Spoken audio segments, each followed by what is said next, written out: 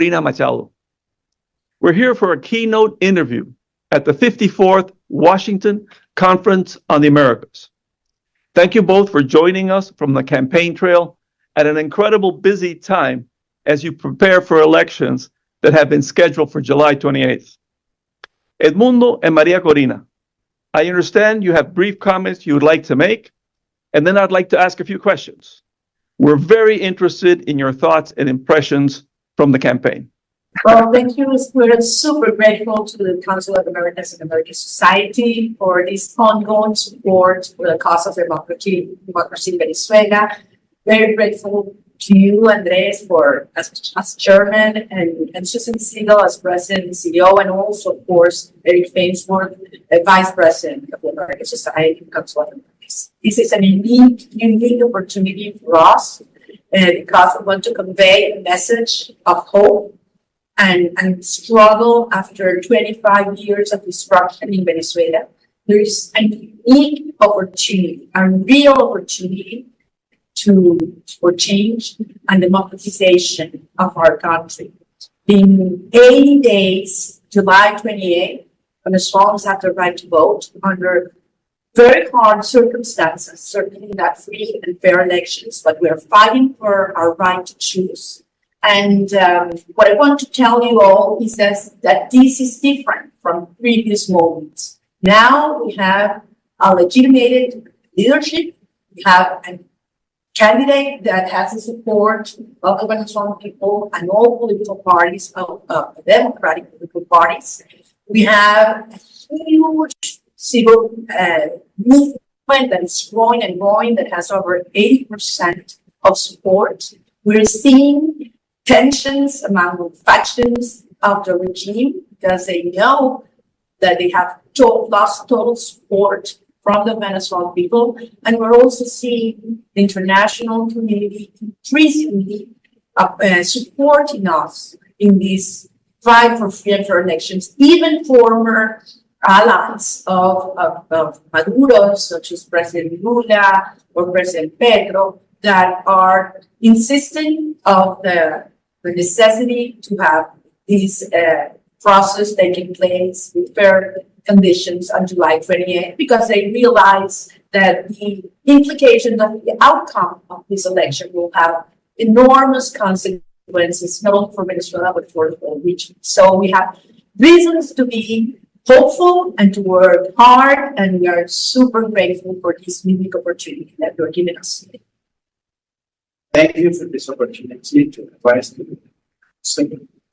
I was able to attend some of your previous events in Washington. I was there in the late 70s, 80s. And this is a very complex moment in Venezuela right now. It's a situation not only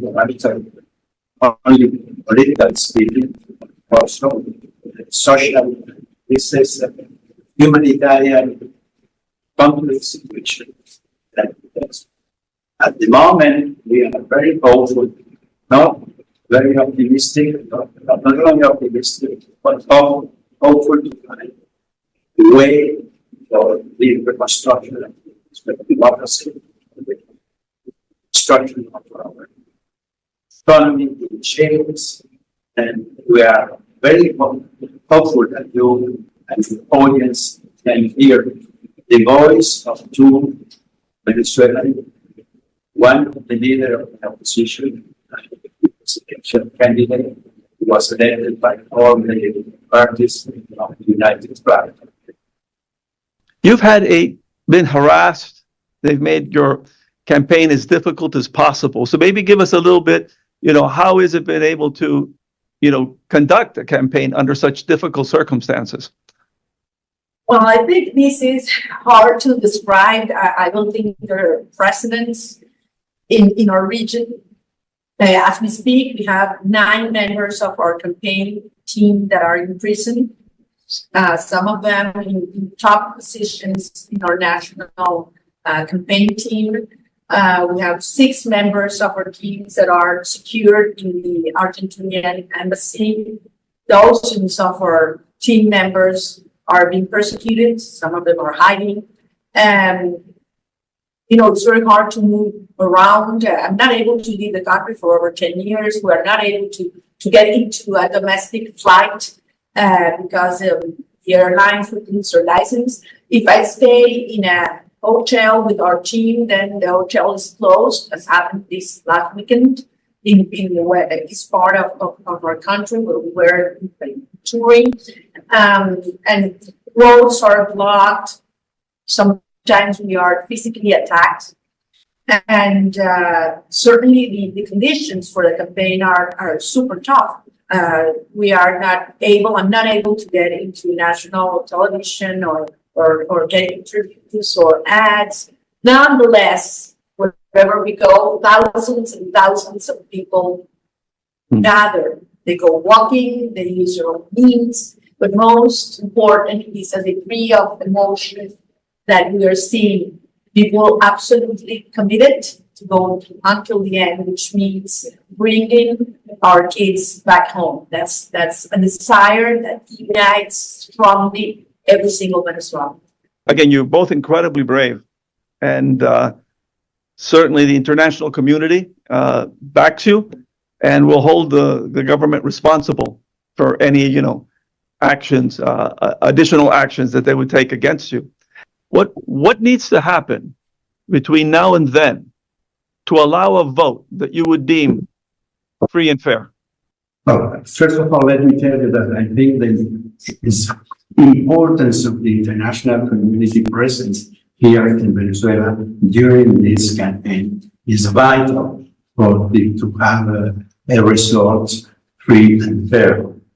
I was speaking with an international leader, and they were keen to ask to know how can they help. And I told them the presence of the international community here in Venezuela before and during the act of voting is vital for us.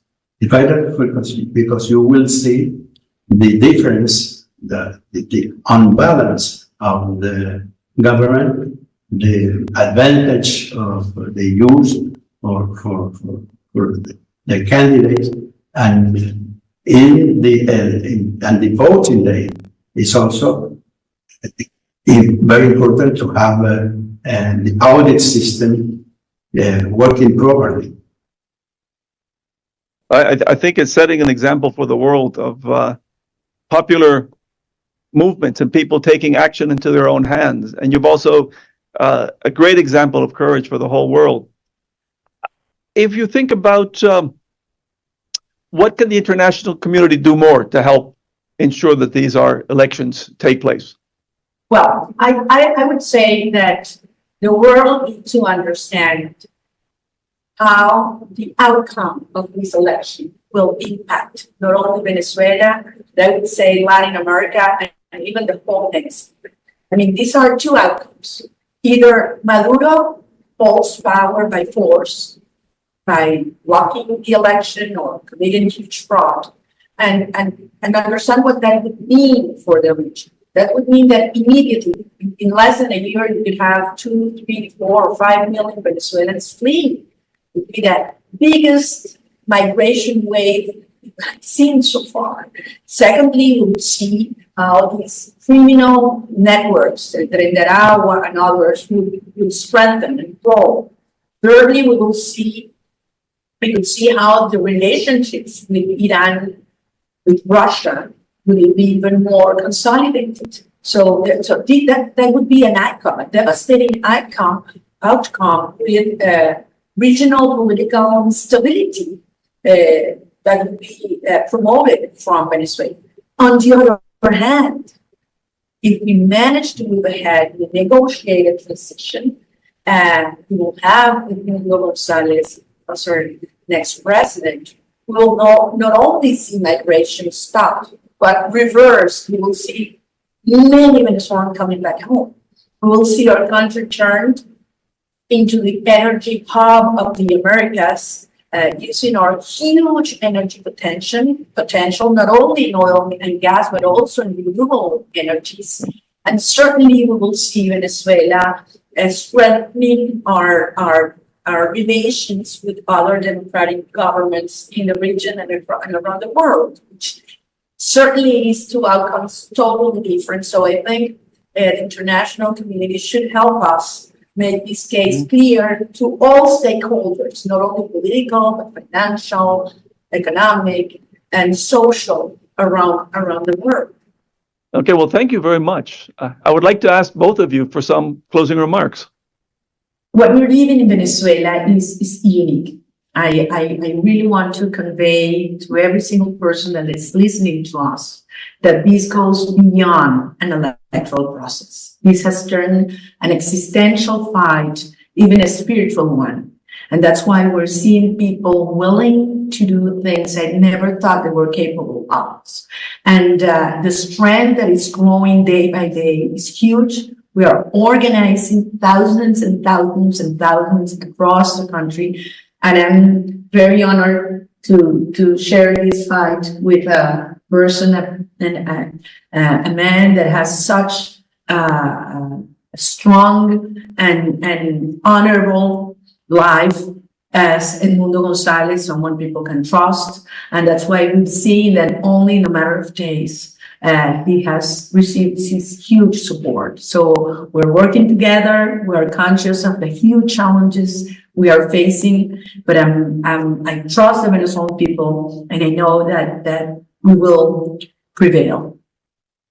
Let me tell you frankly, I was never involved in a political campaign. I was never run in any political candidacy. And what I'm seeing here, what I'm perceiving from the people is enthusiastic to participate in the election day. This morning we received some delegations, some organizations from the center of the political spectrum, from the left of the political spectrum, and also very motivated and willing to give us support and the support of the organization to have a broad coalition supporting the candidacy of María. Yeah, I think it's incredible in the 21st century that all countries of Latin America are not free and democratic. It's quite amazing. And I think that what you mentioned, 7 million Venezuelans have left, and it has caused problems for a lot of countries in the region. So I think, as you say, there's a lot of reasons besides the ethical ones to support Venezuela. Well, this has been very inspiring, and I wish you all the best of luck. And thank you for your courage in fighting for Venezuelan democracy and for the Venezuelan people. Edmundo, María Corina, thank you so much for our time with us today. And again, thank you very much and best of luck. Thank you. Thank you.